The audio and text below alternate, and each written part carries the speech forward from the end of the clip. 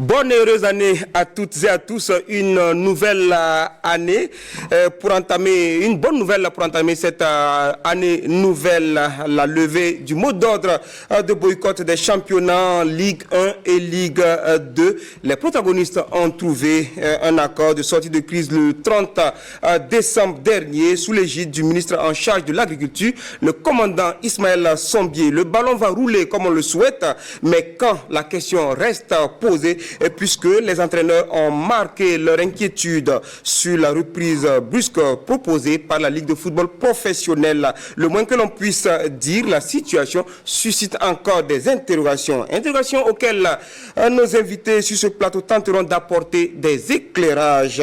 Ils se prononceront également sur le séjour des étalons à Dubaï où ils préparent la CAN Côte d'Ivoire 2023.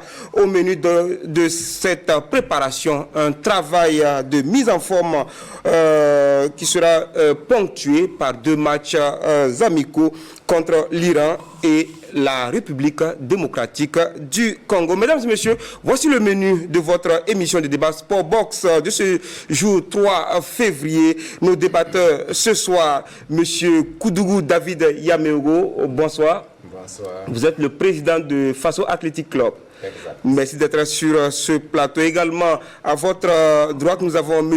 Issoufou Dem, consultant. Bonsoir, M. Dem. Bonsoir et bonsoir à tous. Et à ma gauche, El Hadj Abdoul Karim Ouedraogo. Bonsoir. Bonsoir. Et voilà le décor donc planté. Bonne heureuse année à toutes et à tous et bonne heureuse année à chacun sur ce plateau. Alors, Monsieur Yameogo, tout de suite, vos vœux pour le monde du sport burkinabé. Déjà, le premier vœu, c'est que la paix soit réinstallée dans le milieu du sport. La paix pour le pays, la paix pour les différentes familles. Je souhaite également beaucoup de santé pour les acteurs et surtout la réussite pour la CAN qui va commencer bientôt. La CAN qui va commencer bientôt, ce sera pour le 13 janvier. Monsieur Dem, vos vœux pour le monde du sport? Mais je souhaite seulement que la paix revienne dans notre pays pour que le ballon continue à rouler, la paix pour tous les acteurs et que surtout que le dialogue réhabite nos acteurs de football. Il n'y a que le dialogue qui peut faire avancer. Ok, on ne peut construire qu'avec le dialogue. Monsieur Abdoul Karim Ouedraogo. Ok, tout d'abord c'est la paix, parce que dans une situation de crise ou de conflit, on ne peut pas construire. Donc qu'il y ait la paix au niveau national sur le plan sécuritaire et qu'il y ait la calmie et puis la paix dans le domaine du sport. Il ne faudrait pas qu'on campe l'activité sportive là seulement au football. Dans d'autres disciplines sportives, il y a eu beaucoup de choses qui se sont passées en 2023 et nous souhaitons qu'en 2024, il y ait plus de médailles, plus de victoires pour le monde du sport en général et puis pour le football parce que bientôt on va jouer la CAN. Voilà qui est bien dit, le sport, il y a non seulement le sport, le football, mais également d'autres disciplines sportives au Burkina Faso et nous souhaitons le meilleur pour chacune d'elles. On va commencer par la crise qui a secoué le Faso Foot avant l'arrêt des championnats Ligue 1 et Ligue 2 dans la première moitié du mois de novembre et qui vient de trouver un dénouement. Alors très rapidement, monsieur Koudougou David Yameogo, vous êtes le porte-parole de ce qu'on appelle les frondeurs. Alors, dites-nous, la crise, le championnat s'est arrêté courant novembre, autour du 10 novembre, suite à l'appel au boycott donc, que vous avez lancé. Dites-nous pourquoi cette décision-là, alors qu'on était à, c'est vrai que ce n'est pas l'équipe nationale, mais on était à 2 mois de la CAN. Laquelle de décision? votre décision d'arrêter tout au niveau du Face-au-Foot? Je pense qu'il faut peut-être regarder plus loin que ça. Parce que nos problèmes n'ont pas commencé à 2 mois de la CAN. C'est à 8 mois de la CAN. Oui, mais pourquoi le choix justement de cette date? C'est pas un choix lié à la CAN. C'est un choix de raison. Les équipes ont accepté de reprendre la compétition avec des arriérés que nous avons réclamés pendant tout le temps. C'est-à-dire que 40% de la subvention 2022-2023 ont été retenus par l'État sans être donnés au club. Et donc nous avions ça comme problème et nous avons quand même accepté de reprendre le championnat. Mais chemin faisant, faut dire que les ressources tarissent assez rapidement. Surtout que la subvention 2023-2024, qui devait aussi être donnée normalement 2 semaines avant le début de chaque compétition, n'est pas venue. Et donc, à un certain moment, le club n'avait pas la possibilité de pouvoir continuer dans ces conditions au plan financier. C'est pour ça que nous avons mené la lutte pour que les choses changent. Parce que nous en avons parlé depuis juin, depuis juillet, depuis août. Vous vous souvenez à l'Assemblée générale du mois d'août, ça a été une question qui a cristallisé l'Assemblée générale, mais toutes les solutions avaient été envisagées. Voilà. Donc ce n'est pas de gaieté de cœur que nous avons arrêté la compétition, c'est parce qu'on ne pouvait plus continuer que nous avons dit que nous souhaitons que cela soit réglé. Et nous n'avons pas commencé par arrêter la compétition. Du reste, ce n'est pas nous qui l'avons arrêté. C'est la fédération qui a arrêté le championnat, ce n'est pas nous. Suite à votre appel au boycott? Au moment où nous préparions la correspondance pour la fédération, elle a sorti l'arrêt de la compétition. Issoufou Dem, vous attendiez à cet arrêt, on allait dire brusque là? Non, pas du tout. Parce que nous avons eu beaucoup de crises depuis des indépendances jusqu'à aujourd'hui. Je n'ai pas souvenance qu'on a déjà bloqué un championnat à cause des problèmes qu'il y a entre les acteurs. Je pense que c'est un précédent dangereux et que c'est la boîte au Pandore qu'on a ouvert. Parce que rien ne dit que prochainement, notre groupuscule ne va pas bloquer notre championnat à cause d'une autre raison, si valable soit-il. Donc, c'est ça le danger de la situation. Donc, je suis heureux de l'issue, mais je pense que nous avons tous été témoins de la crise. Pendant longtemps, on nous a fait croire que c'était le président qui les a manqué du respect. Aujourd'hui, tout le monde se rend compte que le ministre lui-même assume la situation. Je pense qu'il serait de bon ton que les acteurs, que les frondeurs demandent pardon au président de la Fédé. Parce que pendant longtemps, il a été voué hégémonie, que c'était lui le responsable de tous les problèmes. On va y arriver. Voilà. Alors, vous avez vu un peu comment les choses se sont passées. Est-ce que vous vous attendiez à ce que ça coince justement à cette période-là? Plus ou moins, parce que il faut lire un peu l'évolution de la chose. Bon, je rectifie d'abord quand Dem dit que c'est la première fois que ça c'est arrivé. Je pense que c'est pas vrai parce que à la saison 2020-2021, lors de la toute première journée du championnat de l'ère Lazare Bansé, il y a eu un boycott d'au moins 7 équipes qui n'ont pas participé à la première journée en exigeant le paiement des 30 millions. Vous vous souvenez de cette affaire? La promesse électorale. La promesse électorale. Bon, on a trouvé une solution en son temps qui a permis au championnat de reprendre. Donc ce n'est pas la première fois. J'ai dit, ce n'est pas la première fois qu'il y a eu des revendications de clubs pour arrêter le championnat. La journée s'est jouée. La journée s'est jouée, mais il y a 7 équipes qui ont été sanctionnées. Parce que je me rappelle bien, parce que c'est moi qui ai signé la décision. Sanctionnées parce qu'ils n'ont pas participé au championnat.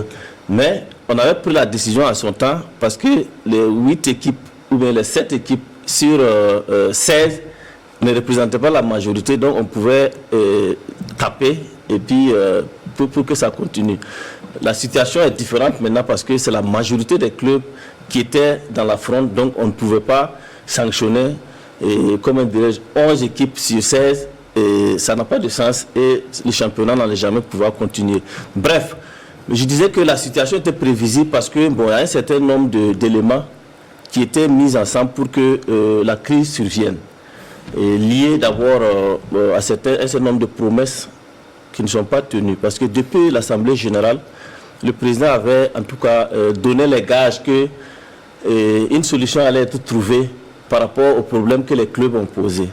Mais malheureusement, le championnat a démarré jusqu'à 10 journées sans que la solution ne soit trouvée. Mieux, il n'y a pas eu de concertation pour pouvoir expliquer pourquoi les solutions ne viennent pas.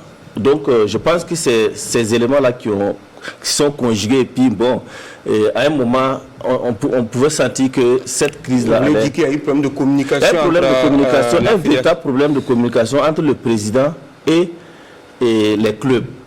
Je dirais même avec son comité exécutif, parce que si peut-être tout le comité exécutif était dans une certaine dynamique de l'information, peut-être que l'information allait être disséminée d'une certaine manière au niveau des clubs. Parce que n'oubliez pas que les membres du comité exécutif viennent des clubs. Et si les choses sont discutées au niveau du comité exécutif, même si la solution n'est pas encore arrivée, l'information redescend d'une manière indirecte au club qui représente là-bas pour dire par rapport à ce problème-là, on en a discuté en comité exécutif, voilà les solutions que on a essayé d'envisager, même si ce n'est pas encore venu, il y a quelque chose qui est en train d'être fait. Mais malheureusement, il n'y a pas eu cette communication jusqu'à ce que c'est quand la crise est venue maintenant qu'on veut communiquer. D'accord, problème de communication. Oui. Alors, je voulais réagir par rapport à mon ami Dem, qui estime que nous devons demander pardon à la avancée. C'est vrai que bon, on a présenté, moi je suis le représentant de clubs qui ont dit non à une certaine façon de diriger la fédération. Je ne sais pas si c'est le porte-parole de la avancée, mais nous avons dit que nous n'avons plus confiance à la avancée, même si nous avons accepté d'aller plus loin par rapport à cette gestion-là. Il n'est pas question pour nous aujourd'hui de dire pardon à quelqu'un. Nous n'avons pas offensé quelqu'un. Nous travaillons, nous avons lutté pour que les choses aillent mieux. Vous avez glissé de revendications pécuniaires à une revendication qui est devenue finalement le nœud gordien, qui était la démission du président Bansé au prétexte que vous nous faites. C'est l'évolution même du dossier qui a mené ça. Au départ, nous n'avions pas la démission de Bansé en ligne de mire. C'est le comportement de Lazare Bansé qui a mené les clubs à cette décision. C'est de ça qu'il s'agit. Qu'est-ce que vous mettez concrètement dans son comportement? Ok. Vous avez vos enfants. Ils se lèvent le matin et vous disent, papa, hier on n'a pas mangé. Vous dites, ah, dans le sac de riz, là, il reste un peu de riz, je vais voir. Vous prenez le reste de riz, vous allez donner au voisin. Les enfants, là, ils doivent vous appeler papa ou bien ils doivent vous appeler comment? C'est de ça qu'il s'agit. Les clubs étaient endettés, ils ont besoin d'argent. Les clubs ont donné de l'argent à la fédération pour organiser une compétition qu'elle n'a pas faite. Nous avons décidé en Assemblée générale 2022-2023 que la compétition des petites catégories va être organisée. Elle est programmée avec un financement, un budget. Mais c'est les clubs qui donnent ce budget. Parce que nous avons accepté de donner 25% de la subvention que l'État nous donne pour organiser cette compétition. Et la compétition n'est pas organisée. Et le fait que la compétition ne soit pas organisée, ça a été un élément déclencheur du fait que l'État a retenu 40% de la subvention. Et nous n'avons pas eu l'information de façon à nous permettre de discuter avec la fédération pour dégoupiller la situation. Nous avons juste attendu, on a finalement attendu jusqu'à la fin de la saison, on n'avait pas les 40%. Et c'est là qu'on a commencé à chercher à comprendre. Et finalement, nous avons compris qu'il y a une convention que la fédération a signée avec le ministère qui doit maintenant régir le fonctionnement de la subvention. Et dans ce principe, le ministère donne la subvention par tranche. Et dès qu'il donne une tranche, vous justifiez avant que l'autre tranche ne vienne. Mais nous avons déjà reçu 2 tranches. Et donc, le ministère attendait l'explication de cette de ces 2 tranches pour pouvoir donner la dernière. Les clubs ont justifié leur part.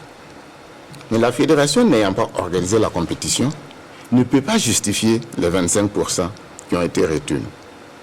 Et c'est ça qui a créé le problème. Donc, quand nous avons vu que c'est ça qui pose problème, nous avons dit, OK, fédération, remettez-nous nos 25%, nous allons le justifier, parce que l'État nous donne la possibilité d'utiliser 25% de cette subvention pour gérer les petites catégories à notre sein. C'est de l'Assemblée générale de 2018 que nous avons transféré ces 25% pour que ce soit, on puisse organiser la compétition au profit de tous les clubs, ce qui est bénéfique pour l'ensemble du football burkinabé. Donc ça, c'est une très bonne chose. Maintenant que vous n'avez pas organisé la compétition, alors qu'en Assemblée générale, nous avons décidé qu'on va faire la compétition, maintenant que les moyens sont à disposition et vous n'en organisez pas, remettez-nous les 25%, nous allons les justifier pour libérer les obligations pour que l'État paye les 40%. Voilà où est partie la crise. La fédération dit non, ce n'est pas votre argent. C'est l'État qui nous a donné ça. Donc nous allons retourner ça à l'État. Nous avons répondu pour dire, c'est pas comme ça. Même si vous n'étiez pas là, ça ne s'est pas passé comme ça. Oui, avec l'explication que si on vous reversait l'argent, c'était changement de destination. Non, c'est la destination. Je peux préciser, comme c'est la destination. L'idée du fait de retenir 25% et puis confier l'organisation à la fédération tient du fait que les petites catégories, ce n'était pas tous les clubs même qui étaient en Ligue 1 ou en Ligue 2 qui avaient des clubs dans les petites catégories. Il y avait des équipes qui jouaient les petites catégories et qui n'avaient pas droit à la subvention. Maintenant, si on laisse l'argent aux mains des clubs pour faire les petites catégories, il y a des clubs qui vont se trouver sans petites catégories et qui ont quand même consenti de mettre une partie dans l'organisation des compétitions des petites catégories. C'est pour ça que on a dit, bon, si on confie à la fédération qui va organiser, même les clubs qui ne bénéficient pas de la subvention, parce qu'ils ne sont pas en Ligue 1 ou en Ligue 2, peuvent bénéficier de l'organisation de cette compétition-là. Donc ce n'est pas de l'argent destiné à la fédération. C'est pour la collégialité qu'on a mis, pour qu'on organise pour les catégories jeunes en général. Donc ce n'est pas l'argent de la fédération, ça revient au club. Vous estimez que Lazare Bansé a eu tort de reverser l'argent au ministère? Pas du tout. Parce que moi, j'ai pris la peine de me renseigner, même dans beaucoup de services, les chefs de service, comment l'argent de l'État est géré. Il n'y a pas un seul, je vous dis, il n'y a pas un seul qui ne m'a pas dit ce qui n'a pas été utilisé le tout dans l'État. Je n'ai pas vu un seul. Je suis content de l'intervention de M. l'ancien SG pour vous dire une chose. J'aurais compris que les fraudeurs disent pendant qu'on y est, l'argent est là, organisons la compétition. Mais donnons-nous pour dépenser, ça je ne suis pas d'accord. Parce que la vision dont vous dites là, ça c'est leur interprétation des textes. Ce n'est pas la même chose que ce que j'ai entendu du ministre parler. Parce que, et puis on n'a pas besoin d'être là au temps de la convention pour comprendre. Je suis très à l'aise quand M.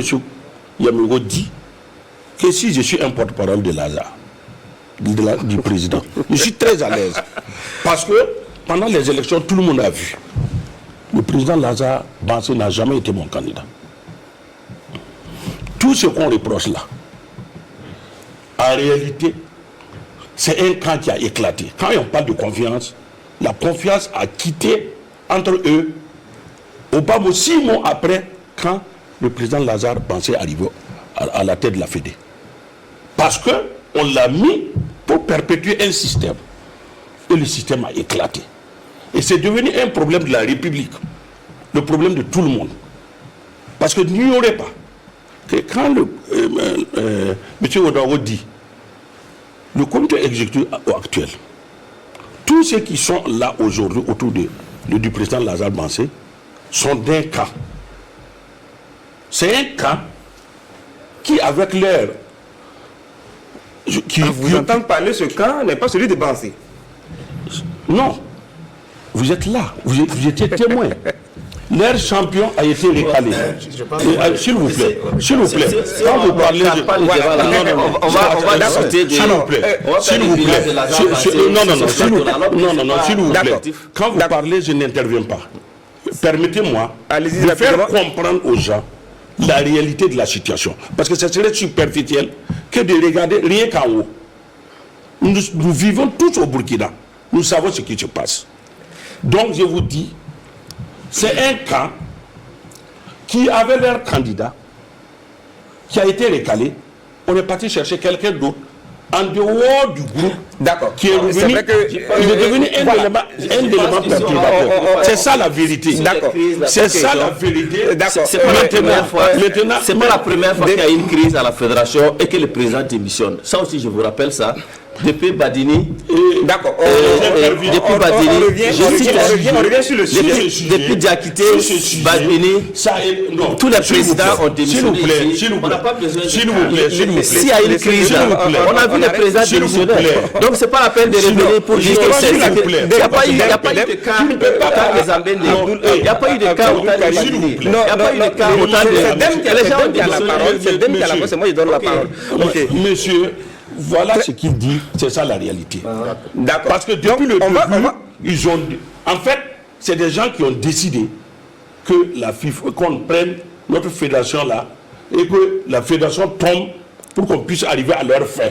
C'est des gens qui ont peur d'aller aux élections. C'est ce que vous dites. C'est ce que vous dites. Alors, ne refusez pas le droit d'interpréter ce qui se passe. Vous avez votre avis, mais permettez-moi de revient sur le retour de l'argent au ministère. Alors, il semble qu'il y a une rencontre où M. Bansé a dit, c'est pas M. Bansé qui a pris l'initiative de retourner l'argent, mais c'est le ministère qui a demandé. Est-ce que en ce moment, le fait de demander la démission de Bansé pour revenir à votre image selon laquelle le papa qui prend votre argent, le peu de riz qui restait pour aller de nos voisins, est-ce que ça ne pose pas problème finalement? Non, déjà, il faut que je rectifie la compréhension de M. Dem. Si vous allez poser un problème à un agent de l'État, il va vous répondre par rapport à la façon dont vous posez votre problème. L'État, s'il vous donne de l'argent, si vous n'utilisez pas, vous le retournez. L'État a donné de l'argent aux clubs. Les clubs ont cédé cette partie à la fédération. Si la fédération n'utilise pas cet argent, il le retourne aux clubs. Quitte à eux de justifier. Ce n'est pas l'inverse. Maintenant, l'État a donné de l'argent aux clubs. Les clubs ont décidé d'utiliser cet argent-là pour le développement. Quelqu'un s'est arrogé le droit de ne pas réaliser l'activité. Et il prend cet argent et retourne à l'État. Qu'est-ce que ça veut dire concrètement? Nous avons de l'argent, on ne sait pas quoi faire. Prenez.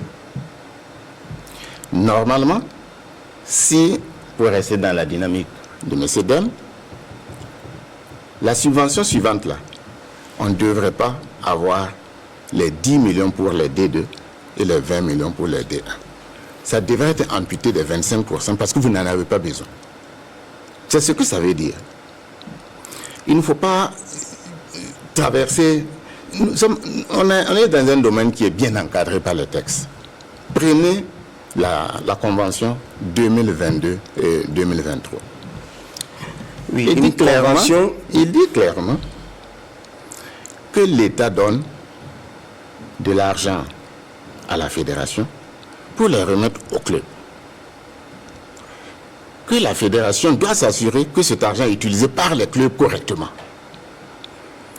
Que la fédération doit s'assurer que chaque club qui reçoit de l'argent entretient des équipes de petites catégories, etc., etc. C'est dans ces conditions qu'on doit traiter de la question, est-ce qu'on doit retourner l'argent, oui ou non? Mais au demeurant, le ministre a dit que lui-même a demandé de revenir, de reverser l'argent pour qu'il puisse donner la suite. Mais ce qu'on ne dit pas en public, c'est que le comité exécutif lui-même, en réunion, a décidé de remettre l'argent au club. Et une réunion, et la réunion à laquelle le ministre aurait dit de retourner l'argent, on a demandé au président de la fédération, est-ce que vous avez l'argent pour remettre au club? Il a dit qu'il n'en a pas. La véritable raison, c'est que la fédération n'avait pas l'argent pour nous remettre. C'est ça qui a créé le problème. Ce n'est pas parce qu'il ne voulait pas. Tout ça là, c'est du subterfuge. D'accord. Et même cette analyse, cette décision du ministre, elle n'est pas conforme à la convention que lui-même a signée. C'est ça le problème. D'accord, on va avancer. Finalement, il y a eu la crise. Vous êtes arrivé à un accord le 30 décembre dernier sous l'égide donc du ministre Ismaël Sombier. Nous sommes arrivés à un accord de principe. Un accord de principe. Voilà. Parce qu'il faut la nuance. Ok. Nous sommes arrivés à un accord de principe. Nous avons reçu par le ministre. Déjà, il n'était pas seul. C'est une équipe qui nous a reçus. Et au regard de l'exposé, au regard de la demande expresse du chef de l'État d'aller vers la désescalade, nous avons dit, ok, nous ne pouvons pas ne pas écouter le chef de l'État. Nous allons aller vers la désescalade. Mais il nous faut une feuille de route. Et nous avons analysé avec la base, puisque nous étions 3-5 personnes pour rencontrer le ministre. On a descendu l'information à la base. On a expliqué, les gens disent, oh, si c'est comme ça, allons-y vers la désescalade. Et nous avons pris donc l'initiative, ou en tout cas la décision, de suspendre notre mot d'ordre de boycott des activités de la fédération. Et nous l'avons signifié au ministre dès que nous avons eu le retour de la base. Et à partir de là, nous devrions entamer des discussions pour mettre en place une feuille de route qui va permettre de faire renaître probablement la confiance et tout ce qui s'ensuit pour la suite des événements. Et rien n'a été fait de tout ça. Mais vous avez décidé tout de même de suspendre. Oui, oui. Nous sommes disposés à reprendre la compétition. Mais pas à n'importe quel prix. Oui, mais finalement, qu'est-ce qu'il y a dans la feuille de route? On ne l'a pas couché. Donc finalement, vous n'avez pas abouti à quelque chose. Non, nous avons abouti à des principes. Et nous sommes responsables parce que nous, quand on dit quelque chose, on y va. Mais dans les discussions, dans nos discussions, nous avons dit, ok, nous serons d'accord pour. On dit, ok, on va vers l'autre partie ou d'autres parties, et ensuite on se retrouve pour mettre en bonne musique ce que nous aurons arrêté, parce que nous avons des propositions, peut-être que l'autre côté ils ont des propositions. Non, mais vous aviez durci le temps, c'était ce qu'on a vu comme revendication, plus la démission à un moment donné, vous avez même dit que si aussi longtemps que le président de la fédération ne quittera pas, il n'y aura pas de reprise. Oui. C'est vrai que le chef de l'État, il intervient, vous reprenez, mais finalement, on ne voit pas ce qui est dans la balance. Non, ce qui est dans la balance, là, c'est juste matérialiser ce que nous avons eu comme point d'accord avec le représentant du chef de l'État. C'est ça qu'il faut mettre. Et nous ne l'avons pas encore. Nous disons, nous sommes disposés à reprendre la compétition. Même la façon de reprendre la compétition, c'est de façon cavalière. Parce que visiblement, ceux qui ont repris la compétition, je me demande s'ils font du football. Nous avons suspendu la compétition, ça fait 2 mois. Ou du moins la fédération a suspendu la compétition, ça fait 2 mois. Il n'y avait aucune certitude d'un horizon pour la reprise. Vous pensez que les gens là vont rester en compétition, en situation de compétition? Alors, Issoufou Dème, finalement, on a tourné avec le président du Comité national olympique et des sports burkinabé qui a mené 3 rounds de médiation, on va dire ça comme ça. Également des rencontres avec le ministre des Sports pour finalement arriver à ce résultat. Quelle leçon vous en tirez? Je voudrais d'abord rendre hommage à M. Jean Yaméo, le président du Comité olympique. C'est la énième fois qu'il intervient depuis que ce comité exécutif est arrivé au pouvoir en 2020. Donc, je le rends hommage pour sa disponibilité, parce que ce n'est pas facile. Parce que si vous l'écoutez, il a dit beaucoup de choses. Maintenant, qu'est-ce que j'ai à dire par rapport à l'exposé de M. Yamero? Pas grand-chose. C'est eux qui ont fait la musique, c'est eux qui dansent. En réalité, c'est ça la vérité. Voilà.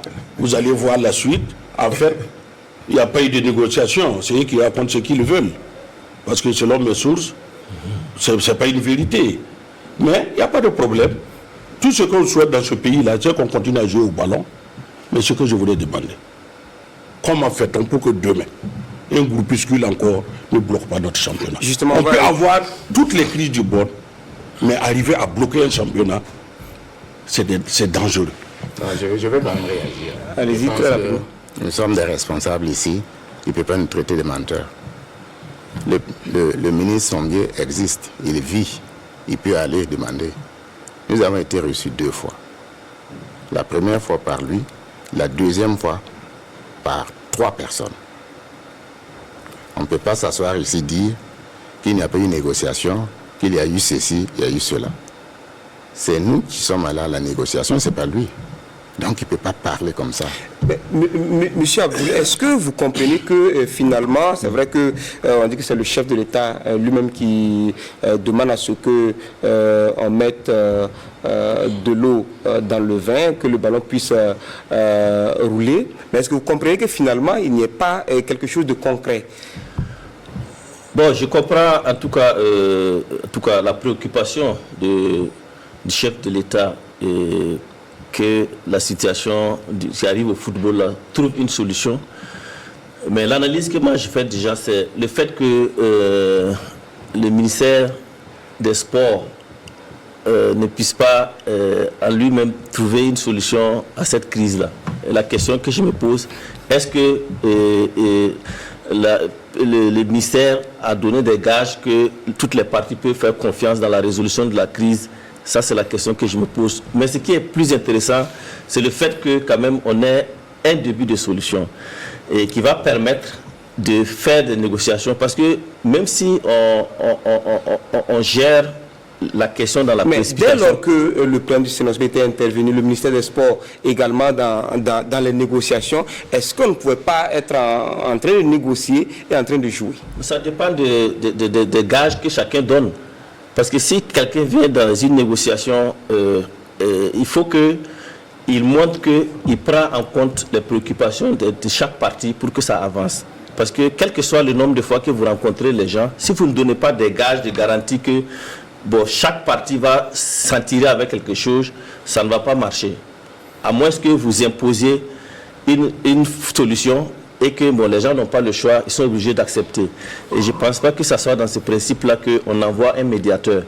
Sinon, la première crise avec le Comité national olympique, la façon dont le président Yamero avait géré ça, de cette fois-ci, ça n'a pas été exactement la même chose.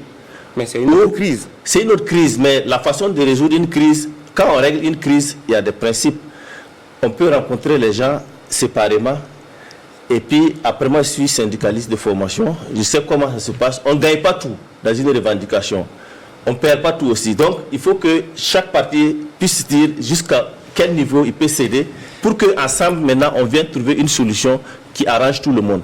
Mais si la résolution de la crise se fait, par exemple, devant tout le monde, c'est ça qui fait que souvent, on ne peut pas réussir. Qu'est-ce qui n'a pas marché, justement, M. Abdoul, avec les précédents négociateurs? Ce qui n'a pas marché, c'est que les négociateurs n'étaient pas à équidistance. Voilà. Question de confiance. Quand vous venez dans une négociation, quand vous venez dans une négociation, vous dites, bon, prenez ça, et puis taisez-vous. Ce ne sont pas des enfants. Non, mais quand on voit les rencontres qu'il y a eu avec le président du CNOSB, il s'était lancé vraiment dans une recherche de solutions, notamment sur le côté pécuniaire de la chose. Et vous avez dit en son temps que tant que ce n'est pas la démission de Bansé, on ne peut pas reprendre. Ah oui, mais parce que nous avions 2 exigences, et la deuxième exigence, personne ne voulait l'aborder. La deuxième exigence, là, on aurait pu la mettre sur la table, on discute. Qu'est-ce qu'il coûte? Est-ce que c'est la première fois que quelqu'un démissionne au Burkina? Je rappelle qu'en 1965, Maurice Yamégo a été réélu. Il a démissionné le 3 janvier 1966. Mais bon, c'est trop facile de démissionner sur une demande comme ça. Ce n'est pas une Parce demande. qu'il y a des textes, il y a tout que vous aurez pu exploiter. Non, laissez l'histoire des textes. La démission, ce n'est pas la destitution. Je l'ai déjà dit. Si c'est la destitution, nous savons quoi faire. Non, mais voilà que la réalité, vous avez dit de démissionner, il dit démissionne pas. Et... Mais oui, il n'est pas obligé de démissionner. Nous faisons cette demande, on sait qu'il n'est pas obligé de démissionner. Maintenant, s'il ne démissionne pas, la crise s'endure. C'est ce que vous voulez? Nous avons pensé, à un moment donné, avec l'intervention, que c'est maintenant le moment de regarder. Sinon, si la question des textes là, on peut l'utiliser. Mais, oui, allez-y. Je voulais dire, il ne peut pas dire qu'il ne savait pas que derrière le ministre, derrière le médiateur, c'est l'État qui s'est engagé à trouver des solutions. Il ne peut pas dire ça. Mais maintenant, nous sommes dans une situation où ils disent, nous arrêtons, nous sommes conciliants, il n'y a rien de tel. Nous souhaitons seulement que le ballon roule. Sinon, si c'est que... En fait, l'objectif premier de ces gens-là, c'était pour faire tomber le comité exécutif. Et ça a commencé par la première crise avec les membres du gouvernement. C'est ça la réalité. C'est pas autre chose. Je pense qu'il faut qu'on relève une chose. Je dis, le fait de démissionner, ça n'a pas commencé par Lazare Bansé. Malheureusement, à la Fédération de football, en dehors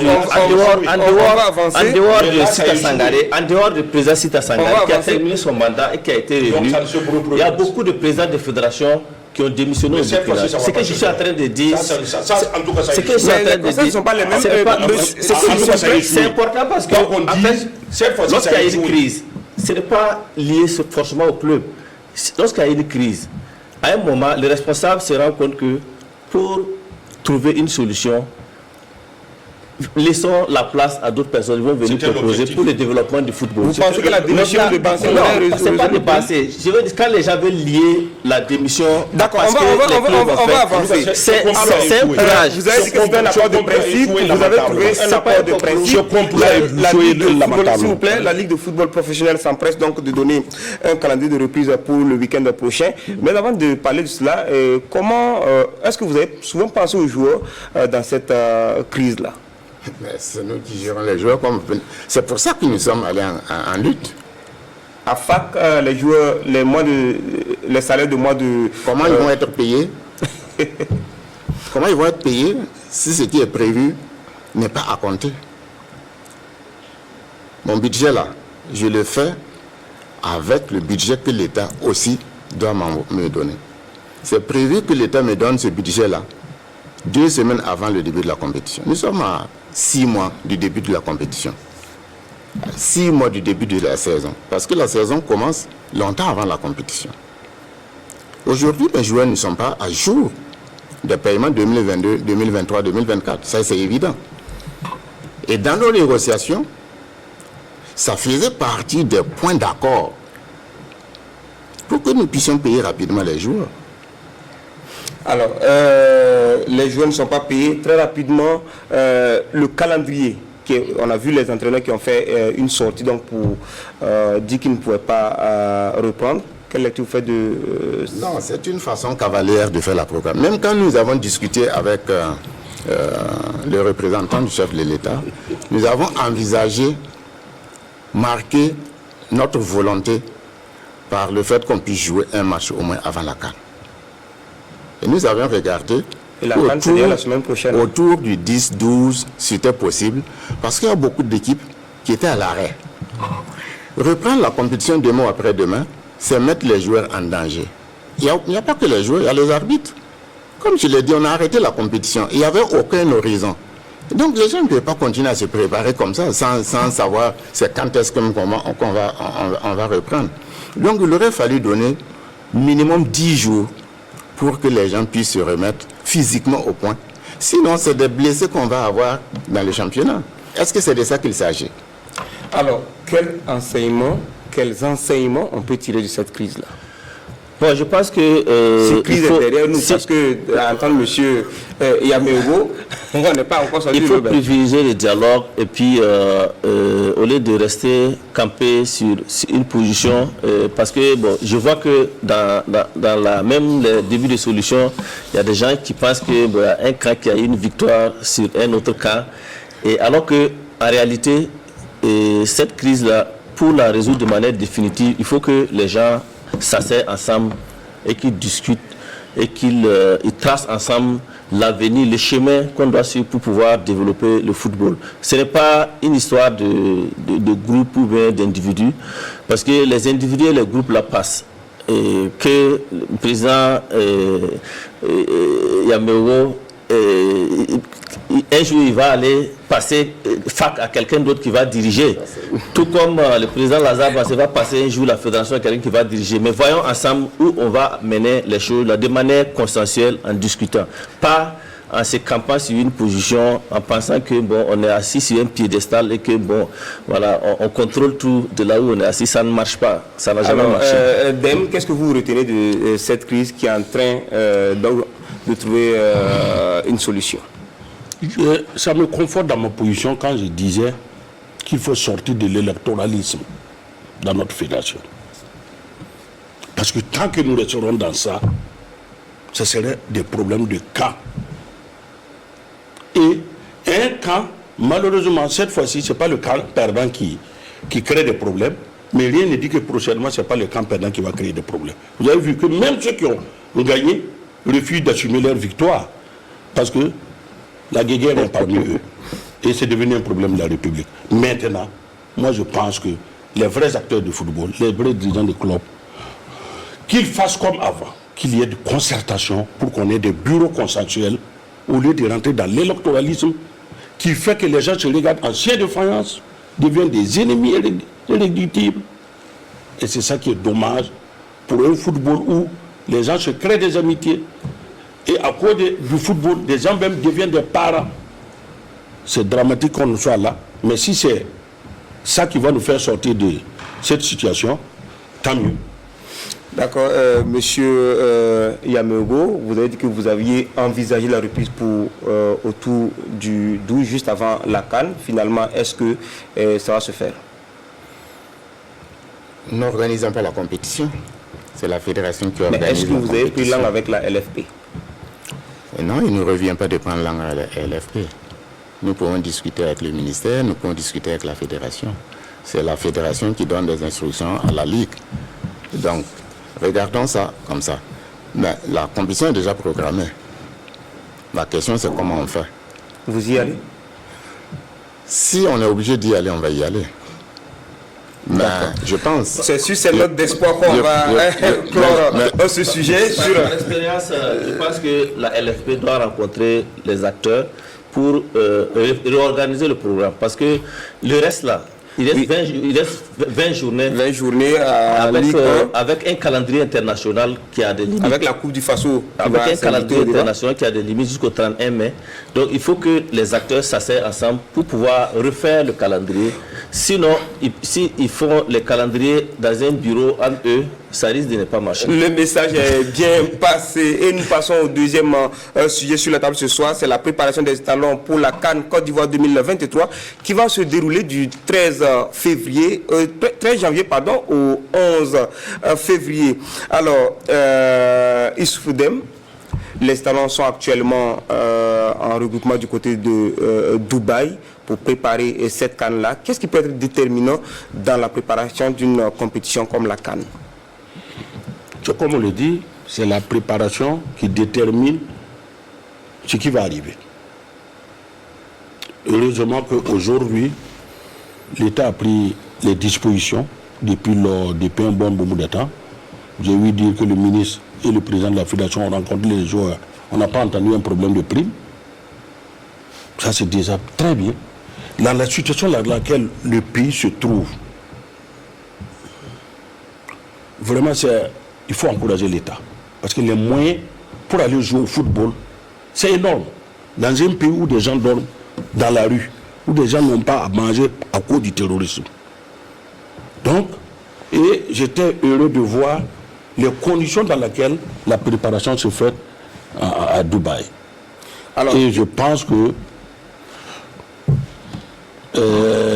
ça peut nous permettre, si on a une très bonne préparation, et c'est très bien, ça se passe très bien, parce qu'on a mis les moyens. Maintenant, la balle est dans le camp des joueurs et de l'encadrement. Voilà, Hubert Velud a sélectionné 27 joueurs. Pour le moment, ils sont 23 avec l'arrivée d'Edmond Tapsoba lundi à Dubaï. Alors, il y a un travail musculaire très intense qu'ils sont déjà en train de faire.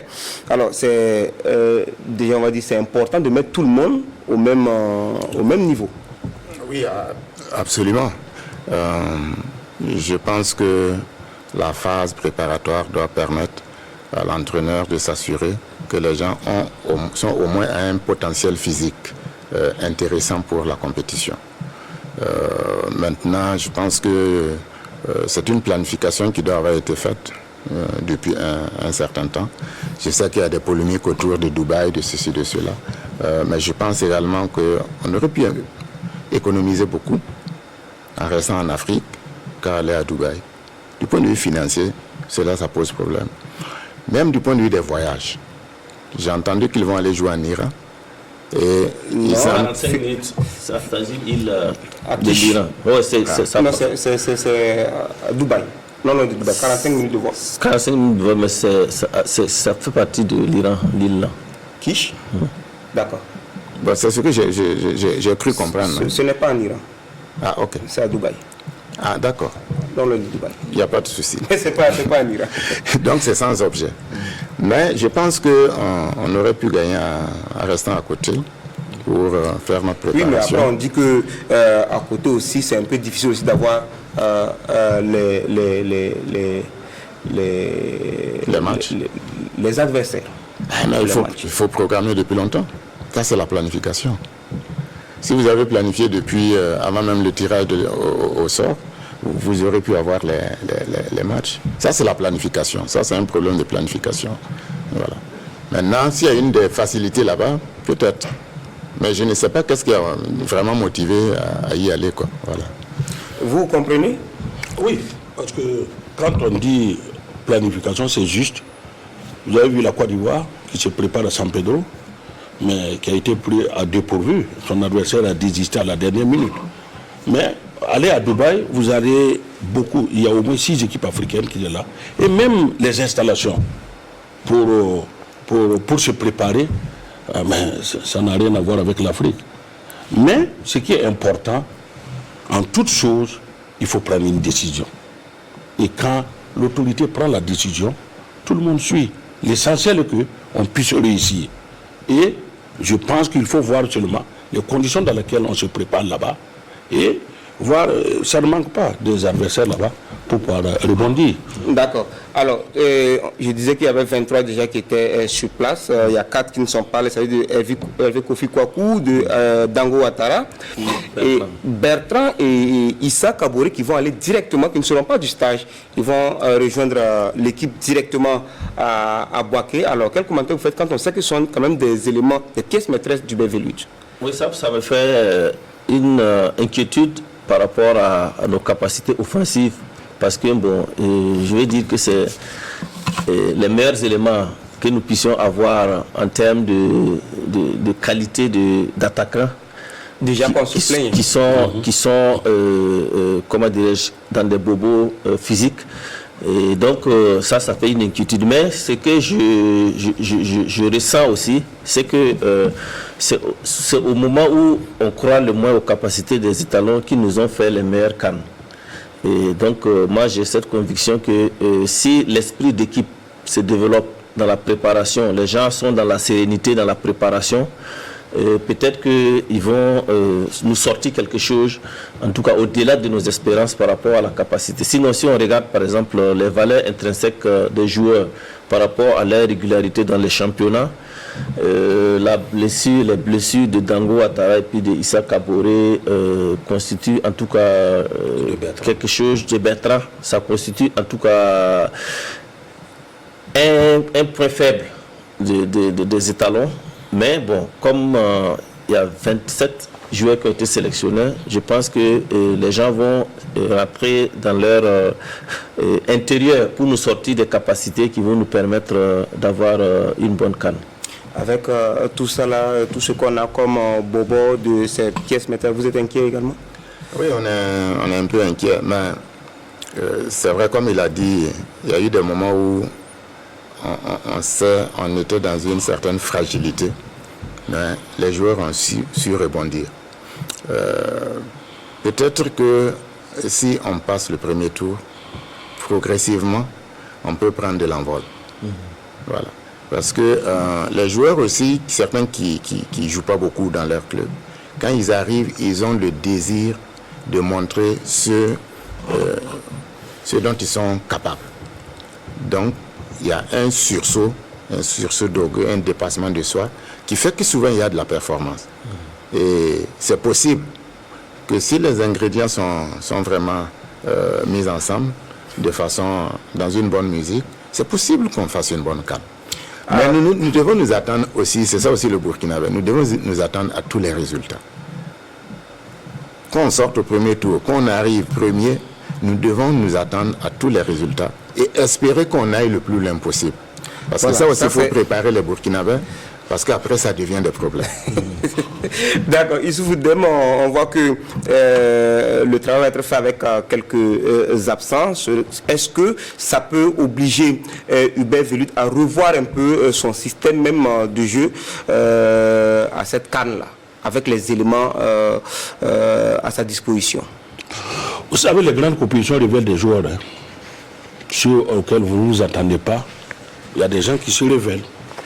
Donc, les blessures, c'est des aléas de la compétition. On fera avec. Mais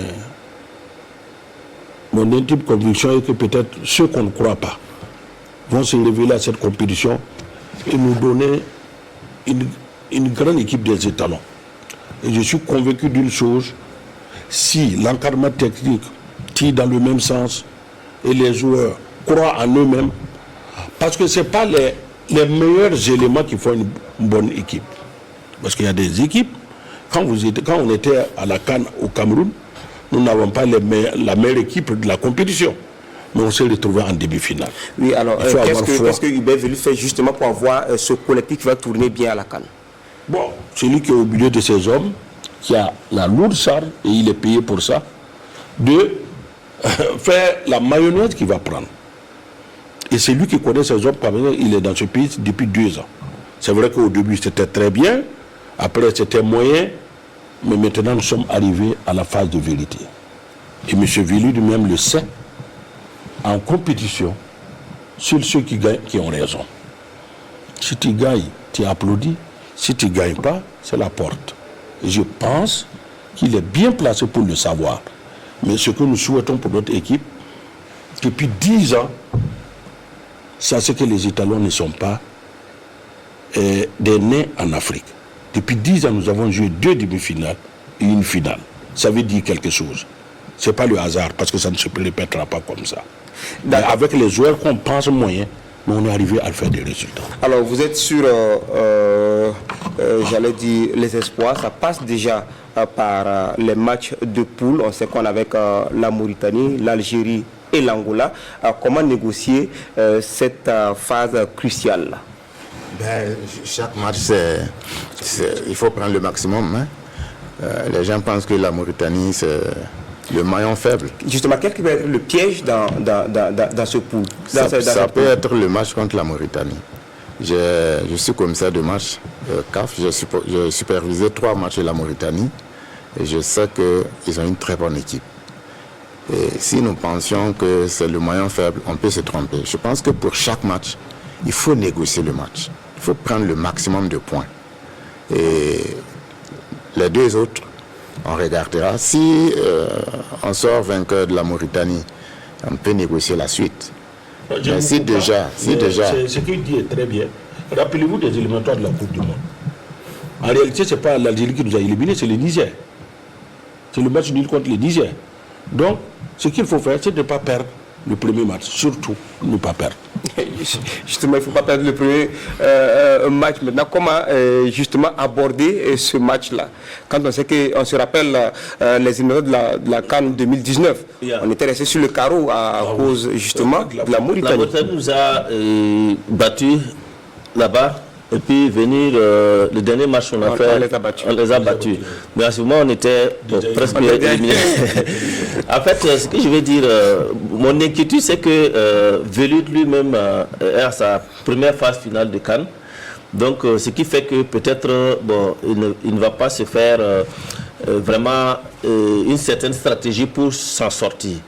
Parce que c'est très très important d'avoir aussi de l'expérience dans ces phases finales-là pour pouvoir bien préparer les matchs et puis les réussir. On a vu quand même Malo qui n'avait pas d'expérience. On n'a pas d'expérience.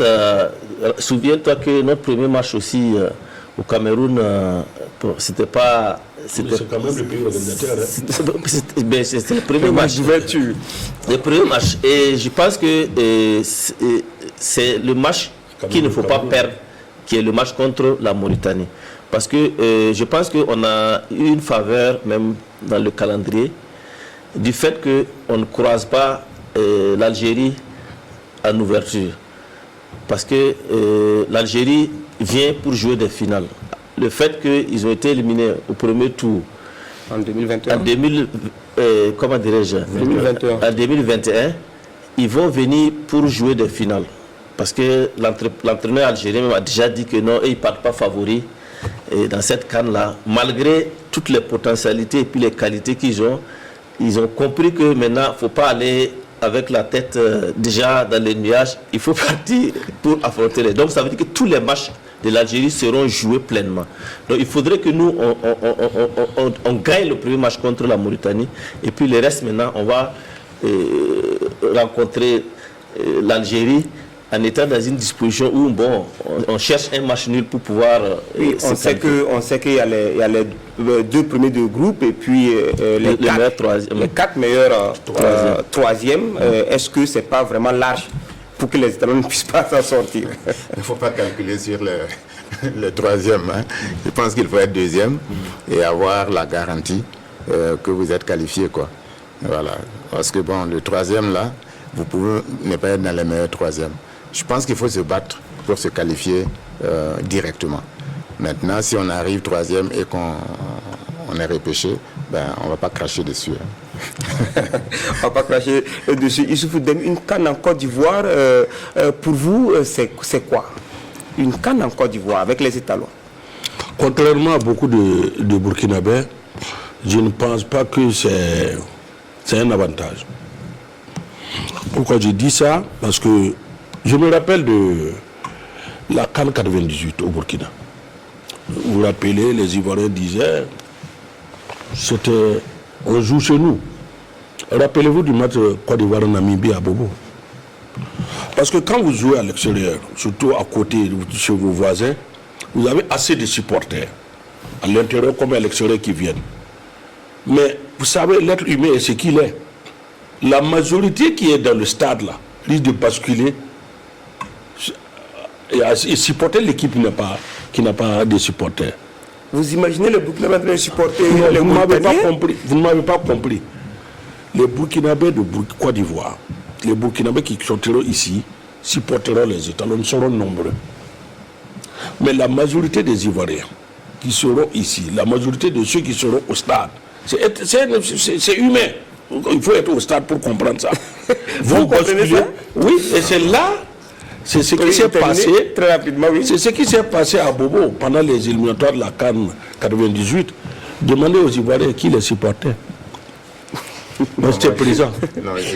J'étais présent. Je pense que nous aurons l'avantage d'avoir le maximum de supporters qui sont nos supporters. Maintenant qu'il y ait des adversaires, ça c'est évident qu'il peut y avoir des adversaires. Mais si déjà les Burkinabés de Côte d'Ivoire se mobilisent, les Burkinabés du Burkina se mobilisent, ceux du Mali se mobilisent pour supporter cette équipe-là, on peut avoir le maximum de supporters. L'intérêt d'avoir les supporters, c'est quoi? C'est non seulement le nombre, c'est aussi la démonstration que vous avez du soutien. Et c'est ça qui est important. Vous pouvez avoir 3 000, 5 000, 10 000 supporters, mais il peut avoir 15 000 supporters contre vous. Mais ça, c'est pas le plus important. L'essentiel que vous sachiez que vous avez des gens derrière vous. Et ça, c'est important. D'accord. Donc, on nous fait signe que le temps qui nous était imparti a touché à sa fin. On vous dit merci à vous, M. Koudougou, David Yamiro. On a espoir que les choses vont bien se passer pour la suite. Bien se passer. Seulement, il faut que les gens comprennent que nous on peut lutter pour que ce soit une lutte vaine.